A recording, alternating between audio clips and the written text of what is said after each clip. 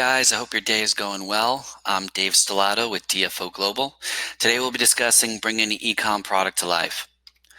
For those of you not familiar with DFO, we're a premier performance marketing agency and e-commerce solution provider. We're best known for our Verve Direct affiliate traffic network, our agency-style media buying team, our e-com SaaS solutions, and of course, our branded e-com offers. I'm Dave, the VP of Business Development. I've been with the agency for about 5 years now, helping to onboard new clients to the traffic network, as well as helping clients build out offers from scratch. Prior to that, my background is in web dev, SEO, rep management, as well as programmatic video. Our marketing team thought it was necessary to include this photo of me without the quarantine beard, as well as necessary to include the yellow highlights arrow so you don't confuse me for any of the other nice folks in this photo. That being said, let's dive in.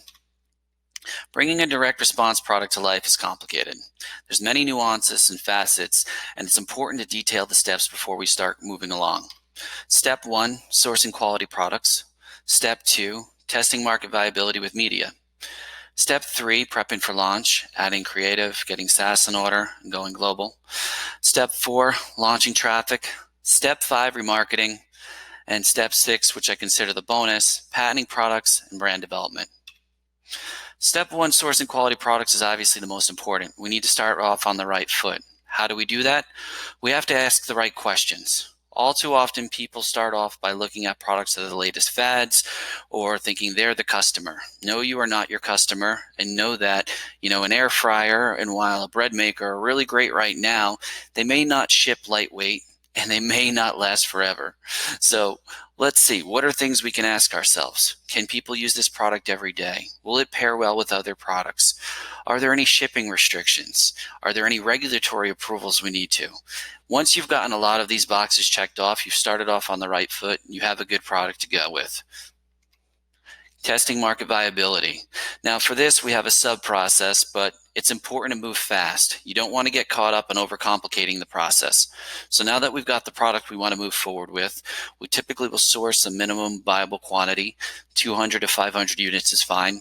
Some people drop ship. We prefer to carry stock, but once we've got that ready, we build out base assets, nothing too complicated. Get your basic ads, get your basic shopping cart, and then get your ads set up on your basic platforms so you can start testing with media.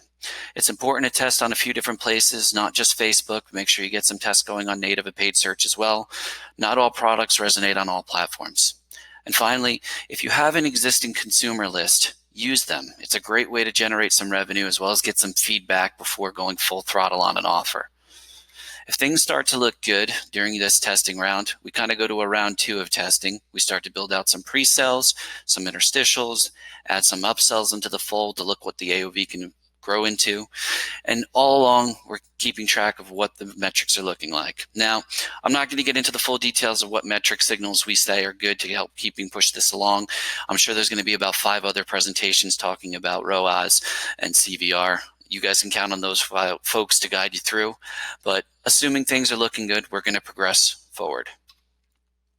One important thing before hitting the next step, because we've got a product that's looking good and we want to start scaling it out, send that product over to the product development team and let them start doing further research. We'll get into this a little bit further down the road, but it's an important step along the way. Next step, adding creatives, getting SaaS in order, and getting ready to go global.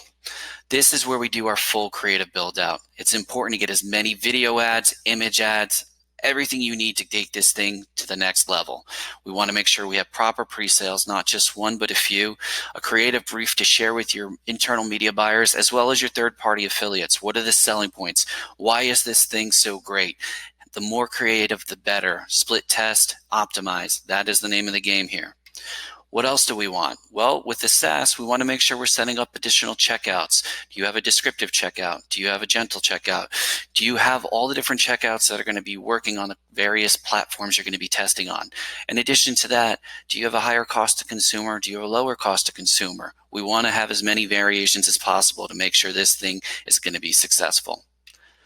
Finally, do you have all your ancillary services set up? Yeah, it was fine to set up customer service with just email or dropship if I have minimum quarter for fulfillment and even have your basic integrations, but we need to dive deeper. Customer service should have phone numbers, not just for US, but for global. They should have live email support. They should have live chat on the site. Fulfillment, get the product in your landed warehouses, not just shipping from Asia, but get product landed in Europe and US as well. Your integrations. You have your basic processing integrations, but do you have your other third-party services? Is your mail service for being able to remarket set up? Is your SMS? Do you have your fraud monitoring tool set up? All of these things are important before you start launching an offer. Finally, getting ready for going global. Do you have your proper language translations? I'm not talking about Google Translate. I'm talking about using localized translators to make sure you have the proper dialect and you have the proper cultural references. Do you have your proper payment processors integrated? If you're going into a market where there's local people who are selling similar products and you do not have the domestic processing, you're going to lose every time. Make sure if you're going into Germany, you have Sofort set up. If you're going into the Netherlands, you have Ideal. If you're going into Brazil, you have Boleto. These are all things that are important when you're going global. Once you have this set up, rinse and repeat by all the geos that you're looking to market into. Finally, launching traffic.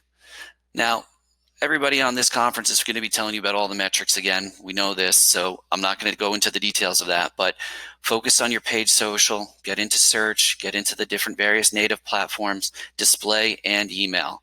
Test across all facets. Start by focusing on your CVRs and then work your way through to optimizing back and AOVs. Once you've started hitting your metrics the right way, we can start scaling with your internal team and then moving along further to your third-party affiliates. Remarketing. Remarketing is a very important avenue that is overlooked. A lot of times people talk about AOV in our industry. We need to boost the AOV. If you're selling high quality products and you've got a great customer base, go back to them. Hit up the well again. AOV, it should be LTV. SMS, email, messenger. If I could use smoke signal and carrier pigeon to remarket, I would. Make sure you have all of these things set up, because if you're not, you're leaving money on the table. This will allow you to spend more media and let you test more and drive higher revenues for your team. Finally, patented products and brand development. The funny thing is, in the direct response world, we're worried about what's the next offer before we're, finished with the one we're currently working on. I think what we really need to be focusing on is how do we turn these offers into a brand? How do we turn them into something bigger that's higher end and that we can exit at a later date versus worrying about an offer sunsetting? This is why we talk about that product development team. When you were scaling up on that OEM during testing, what your product development team was doing was working in the background, doing the research, taking the feedback from the ads, taking the feedbacks from customer service, and making a better patented version of this product. This is not only going to help you mitigate against people who are trying to copycat and steal market share, but this is going to help you build something much bigger that you can exit at a later date. I appreciate everyone's time today. I know this wasn't a live video, so obviously you're going to have some questions. I'm more than happy to answer anything you guys have. Please feel free to email me at david.stellato@DFO Global or call my cell. Again, text message, smoke signal, carrier pigeon, whatever works. Have a great day, guys, and have a great rest of the conference.